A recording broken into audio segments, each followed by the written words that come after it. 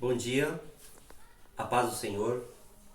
Eu sou o pastor José Maria e nesta manhã nós vamos aqui dialogar um tema, um assunto a respeito da Bíblia. Nós vamos comentar aqui Atos capítulo 12.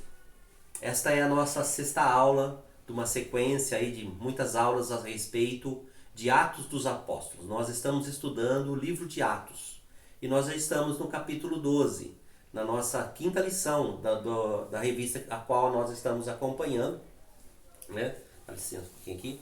Essa revista, né, que nós estamos acompanhando e, na verdade, é a terceira aula da lição número 5. Nós vamos tratar aqui uma parte da revista que fala sobre Atos capítulo 12. Está comigo aqui hoje para nos ajudar nesta aula, né? Participar conosco, comentar, falar também. A Alanis, né? Minha filha, né? E nós estamos aqui para falar a respeito de Atos capítulo 12. Ali atrás das câmeras está a pastora Rosângela, né? Que está nos assessorando. Aí, ó. Mais conhecida como mãe. Então, hoje nós vamos falar de Atos capítulo 12. Muito bem. Nós já oramos, né? E o texto que nós vamos ler aqui para começar, a Alanis vai ler para nós, é Atos capítulo 12, o versículo 11. E Pedro, tornando a si, disse: Agora sei verdadeiramente que o Senhor enviou o seu anjo e me livrou da mão de Herodes e de tudo que o povo dos judeus esperava. Muito bem. Deixa eu primeiramente fazer uma recapitulação, né? Uma breve recapitulação de que nós já estudamos, né? Então nós chegamos no momento da história de Atos dos Apóstolos em torno do ano 40. Essa passagem aqui aconteceu mais ou menos por volta desse tempo aí, do ano 40. E por quê? Porque no ano 41, né? 41, Tiago, ele é morto. O primeiro assunto de Atos capítulo 12 é a morte de Tiago. No versículo 2, versículo 3, o que diz aí sobre a morte de Tiago? Verso 2: E matou a espada Tiago, irmão de João. Então veja bem, então é um dos assuntos desse capítulo, né? São 3 assuntos que nós vamos tratar aqui. A morte de Tiago, a prisão de Pedro e a morte do rei Herodes, certo? Então, quem foi Tiago, filho de João? Aliás, Tiago, irmão de João. Quem foi Tiago?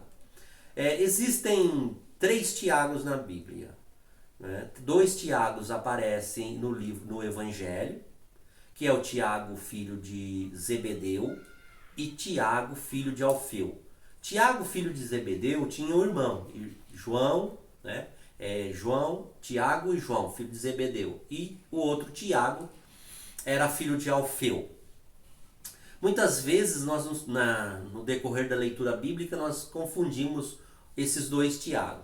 E no livro de Atos vai aparecer um outro Tiago, que é Tiago, irmão de Jesus. Esse Tiago, irmão de Jesus, ele também aparece aqui no capítulo 12, bem no final. No versículo 17, muito bem, isso mesmo. Lê para nós, Alanis. E acenando-lhes ele com a mão para que se calassem, contou-lhes como o Senhor o tirara da prisão e disse: Anunciai isso a Tiago e aos irmãos. E saindo partiu para outro lugar. Então esse Tiago de qual João está falando, naturalmente não é aquele Tiago do versículo 2, porque aquele Tiago do versículo 2 já tinha morrido espada pela mão do rei Herodes. Rei Herodes. Então esse Tiago aqui do versículo 17 é o Tiago, irmão de Jesus, que Pedro manda falar as notícias, porque esse Tiago era o líder da igreja. Então quem é esse Tiago, irmão de Jesus? Era o irmão de Jesus. O texto vai falar que Jesus, o evangelho vai falar que Jesus tinha 4 irmãos, né? Tiago, Simão, José e Judas. E quem assumiu a liderança da igreja de Jerusalém, nós já falamos muito sobre isso, foi esse Tiago, irmão de Jesus.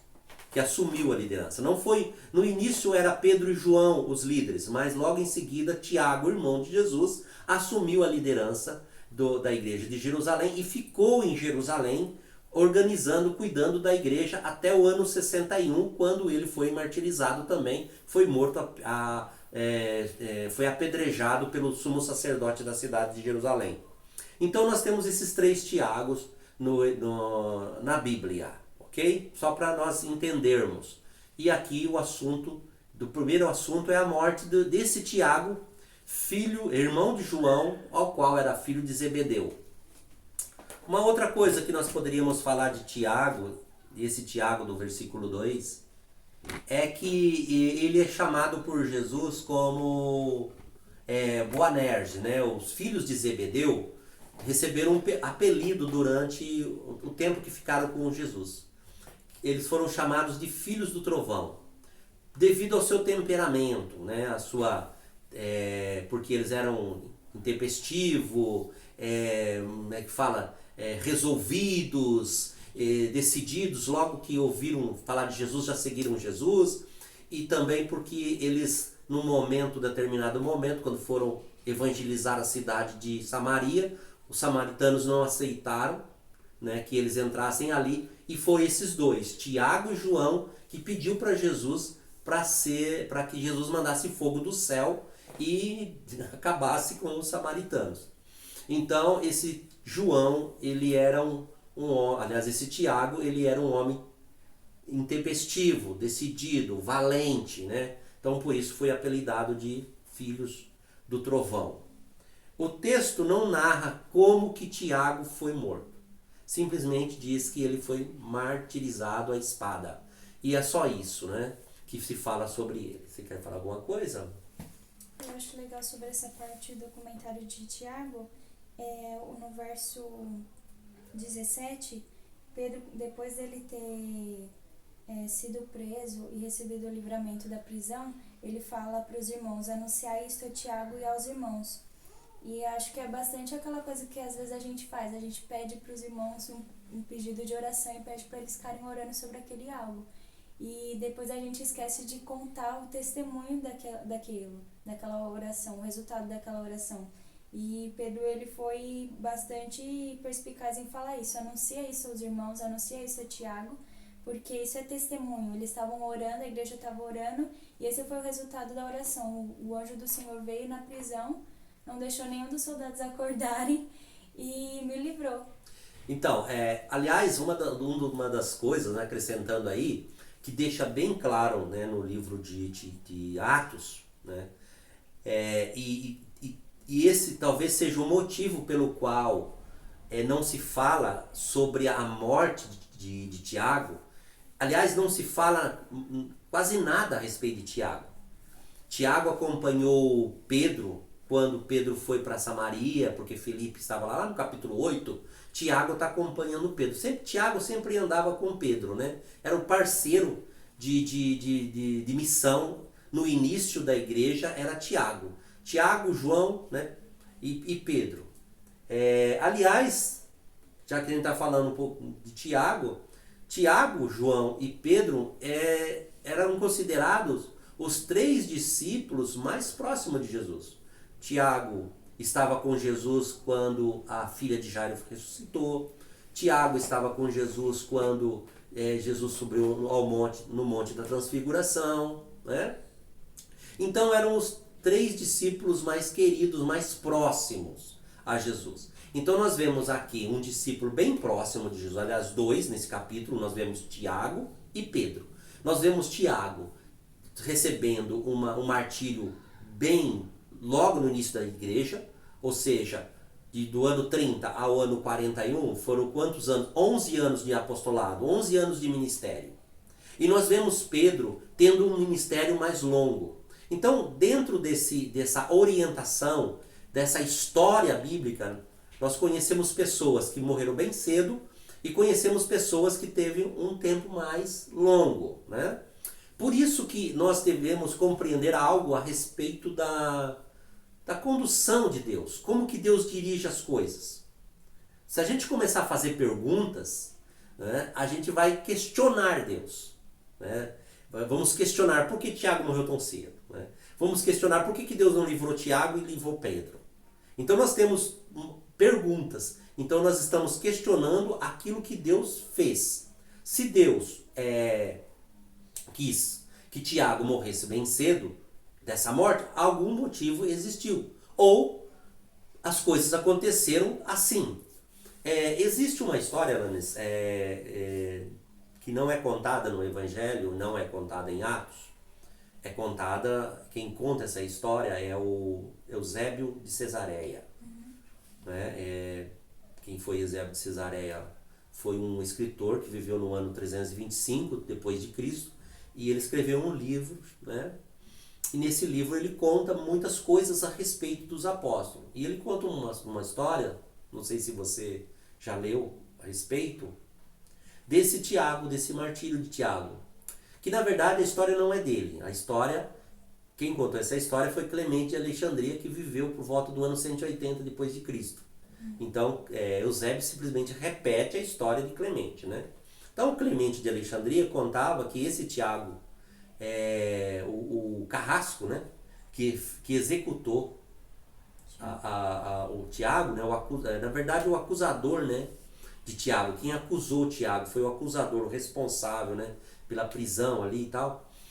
Ele se converte depois que Tiago morre, porque ele viu o testemunho de Tiago, a forma como Tiago recebeu o martírio. Então Clemente conta a história, uma história que não está na Bíblia, de que pessoas, ao verem a morte de Tiago e verem como ele morreu, assim como Estevão também aconteceu, também, pessoas que viram como Tiago morreu, a paz, o testemunho, ele confessar que ele era mesmo apóstolo de Jesus, porque provavelmente ele teve a oportunidade de dizer que não era, de negar o nome de Jesus, e a forma como ele aceitou o martírio, isso comoveu as pessoas. Então, até mesmo durante a sua morte, muitas pessoas, ao verem, se convertiam a Cristo. E isso não aconteceu uma vez só, não. No decorrer da história da igreja, muita gente que viu cristãos morrendo na arena se converteram por causa daquilo que viram, da forma como eles realmente se entregaram, da forma como eles realmente se deram e se doaram. Então aqui nós vemos também uma coisa que você já comentou, que é a entrega. Né? A entrega das pessoas, a entrega dos cristãos, dos apóstolos, e a entrega da igreja. E, aliás, o assunto aqui de Pedro é um assunto para você comentar. Certo? A prisão, então eu gostaria que você falasse sobre a prisão de Pedro, né? Como o que aconteceu, a parte da igreja orando, ok? Ok. Sobre a prisão de Pedro, ele tinha sido preso a pedido do rei Herodes, e a palavra fala assim que Herodes estendeu as mãos sobre a igreja, e como os judeus começaram a gostar disso, então Herodes ele continuou fazendo isso, começou a prender outros cristãos. E aí Pedro ele foi preso, e o Herodes ele pretendia apresentar Pedro no dia da Páscoa.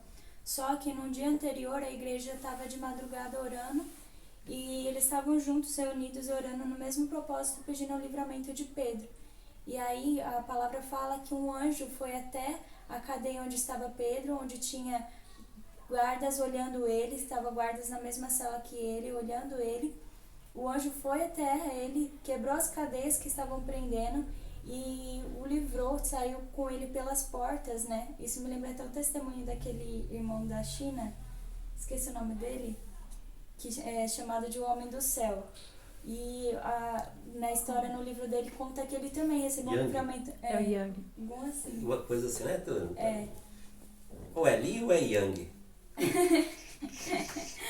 Eu sempre tem esses nomes. Ou é Li ou é Yang?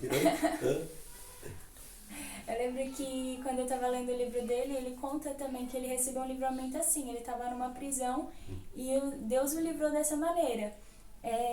E o Pedro, ele achava que era até uma miragem, era até uma visão, tipo assim, que ele estava sendo livrado, mas era algo que estava acontecendo de fato, ou seja, o céu interferindo no algo natural quando a igreja ora. Então, o sobrenatural, ele acontece no natural quando a igreja ora. E aí é até engraçado essa parte, porque ele está sendo livrado ali, e ele vai até essa casa, né, que é a casa de Maria, mãe de João, que tinha por sobrenome Marcos. E ali as pessoas estavam orando. E quando ele começa a bater na porta, uma menininha chamada Rod escuta a voz de Pedro e fica tão feliz que ela, ao invés de abrir a porta, ela sai correndo e vai contar para os irmãos. E fala assim, ele tá ali, ele chegou. E todo mundo ficou assim, não, você deve estar o anjo dele, ou você tá fora de si, coisa assim.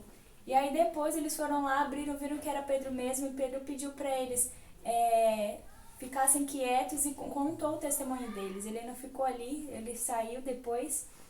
Mas a gente vê a principal característica dessa parte é a oração da igreja, né? Às vezes a gente pensa, ok, qual que é o poder da intercessão? Aqui, a minha mãe colocou aqui o livro que eu li, que é o livro do irmão Yun. E aqui tem uma outra participação que eu não sei ler o nome, Paul Hathaway. E aí conta aqui nesse livro O Homem do Céu, conta a história de um cristão chinês e contou as perseguições que ele viveu. Se você procurar no YouTube também tem umas entrevistas com ele. E ele conta o mesmo testemunho, deixa eu ligar pra você, de que ele foi livrado da prisão também, assim como Pedro. Ou seja, Deus continua fazendo isso mesmo hoje. E esse é o poder da intercessão da igreja, esse é o resultado. O resultado foi o que Deus livrou, que Deus agiu, que Deus se moveu pelas orações da igreja ali. E Deus colocou que Pedro não iria ficar debaixo das mãos de Herodes, mas ele estava debaixo das mãos de Deus. Né? Uma coisa interessante dessa passagem é que o texto ele vai falar assim, quais as condições da prisão, né? A força, né? Com que força Herodes mandou prender Pedro. Né? A expressão ali, estendeu a mão sobre algumas pessoas da igreja, estender a mão, é claro que é uma expressão de que eles perseguiu, né? Uma expressão de perseguição, tem a ver com perseguição. E a força com que Pedro foi preso. Guardas, né? Foram 4 sentinelas, 4 grupos, né? De 4, ou seja, 16 homens vigiando a prisão. Pedro estava algemado entre 2 soldados, né? Entre 2 soldados, e ainda cadeias, separando Pedro e os demais sentinelas. E o anjo entra, abre a prisão, tira algemas e conversa com Pedro. E os homens, os soldados, não escutam. Aliás, outra coisa interessante é que uma luz entrou na prisão. É verdade. Ou seja, só Pedro viu isso. Os soldados não viram nada. Né? Os soldados não viram o que estava acontecendo, não ouviu a porta abrir, não ouviram a voz do anjo, não ouviram Pedro se mexer, porque o texto vai falar que o anjo pediu para ele se vestir, né? Colocar sandália, o cinto, ou seja, o barulho que Pedro fez ali na prisão. E nada disso foi percebido pelos soldados. Então, eu acrescento aqui que muitas coisas de Deus podem estar acontecendo ao nosso redor. E a gente não percebe. Se estiver dormindo. E a gente não vê. Deus pode estar fazendo barulho, pode estar conversando e a gente não percebe. Muitas coisas podem estar acontecendo ao seu redor e você não vê. Por quê? Porque Deus revelou, no caso, para as pessoas que criam, que tinham fé. Aliás, é uma coisa interessante nessa questão. Se você não tiver fé, se você não crer, não vai ver. Certo? Não vai ver. Precisa crer para poder ver. Né? Muito bem. Uma outra coisa aqui também que fala é que o anjo foi no meio, foi até Pedro, enquanto ele estava dormindo entre dois soldados, e ele acompanha Pedro até a saída da prisão. E aí eles entram por uma rua, só que aí fala aqui, ó, que depois disso percorreram uma rua e logo o anjo se apartou dele. E aí que é a questão, né? Às vezes a gente quer ver um anjo, quer que o anjo fique ali, segura o anjo, segura os pés do anjo, não deixa ele embora. Só que ali ele foi enviado só com um propósito, com uma missão, livrar Pedro daquela prisão. E logo depois disso ele já se apartou. E aí depois quem faz a parte dele é Pedro. Porque Pedro, ele foi, contou o testemunho dele para os irmãos que estavam orando e depois foi embora para Cesareia. Porque ele ainda estava sob a perseguição de Herodes. Herodes não gostou nada de saber da notícia de que ele... Nada? Você viu o que ele manda fazer? Manda matar os... Mandou matar os soldados, todos os soldados, manda executar os soldados. Ou seja, ficou, né, muito furioso, né, com o que aconteceu. É verdade. E interessante aqui é o seguinte também, né? Pedro sai, vai para outro lado. Algumas pessoas, alguns comentaristas vão falar assim que Pedro ele seguiu em direção ao norte, numa região que naquela época era chamada de Capadócia, Armênia, onde depois posteriormente se tornou um lugar conhecido como Armênia, Bitínia, Ponto, uma região mais próxima do Mar Negro. Então ele foi mais ao lado leste. Uma região, inclusive, que o livro de Atos vai falar lá mais para frente, que Paulo desejou evangelizar esse lugar. Mas o Espírito Santo não deixou. Né? Então Paulo queria evangelizar Bitínia, essa região ao qual Pedro percorreu. Então o ministério de Pedro foi um ministério bastante extenso, até Roma. Né? Ele acaba finalizando seu ministério em Roma. Okay? Uma outra coisa assim que eu queria comentar a respeito do não porque o ministério de Tiago não é comentado. Uma coisa que não tem no livro de Atos, não tem, mas é muito comum hoje em dia, é falar sobre aquilo que cada um fez, cada pessoa, cada homem, exaltar o trabalho humano. No caso aqui, está sendo exaltado o trabalho de Deus. Qual é o trabalho de Deus? Aqui, o anjo, a soltura de Pedro. Foi um ato de Deus. O livro chama Atos dos Apóstolos, mas na verdade o livro não deveria ter esse nome, eu já comentei isso. O livro deveria ter sido chamado Atos do Espírito Santo, ou Atos de Deus. Porque nesse caso o que realmente está em evidência nesse capítulo é aquilo que Deus fez, né? Ou aquilo que Deus, né, está fazendo. O terceiro assunto da nossa... Quer acrescentar mais alguma coisa? Falar algum? Então fica bem claro uma outra coisa também, né? Que é o assunto da igreja orando, Lanes. Né? Que a gente percebe assim... Claro que esse grupo dessa casa era um grupo bem próximo de Pedro, era a família. Era a casa de João Marcos, né? Que era primo de Pedro. Então é a casa da família de Pedro, aquela preocupação da família. Então nós notamos também uma coisa que é comum hoje em dia, quando alguém está doente, alguém está passando por um problema, quando uma pessoa da família, sei lá, está preso, né? Por mais culpado que seja, a família se preocupa por aquela pessoa. Então é uma coisa natural do ser humano a preocupação pela família. E nesse caso, a família está orando continuamente. Olha só, Pedro não deve ter sido preso, porque a ideia ali era o seguinte: Herodes prendeu Pedro, estava aguardando passar o sábado, porque no sábado não podia se matar, executar ninguém, e ia fazer isso no domingo. Então fazia horas e horas que a família estava orando. Né? A família, a partir do momento que Pedro foi para a prisão, a família se pôs a orar, os familiares se pôs a orar. E uma coisa, né, que a gente não, que é uma coisa da Rod, e uma coisa de quem estava orando. A hora que receberam a notícia assim, Pedro está na porta. O que veio à mente? É um anjo dele. Ou um anjo dele, né? Que era uma ideia que eles tinham no momento. Ou a Mas, menina tá fora de si. fora de si. Mas o que é? Da parte de quem falou, de quem pensou? O não acreditar. Então, veja bem, gente. Uma coisa que você precisa entender sobre oração.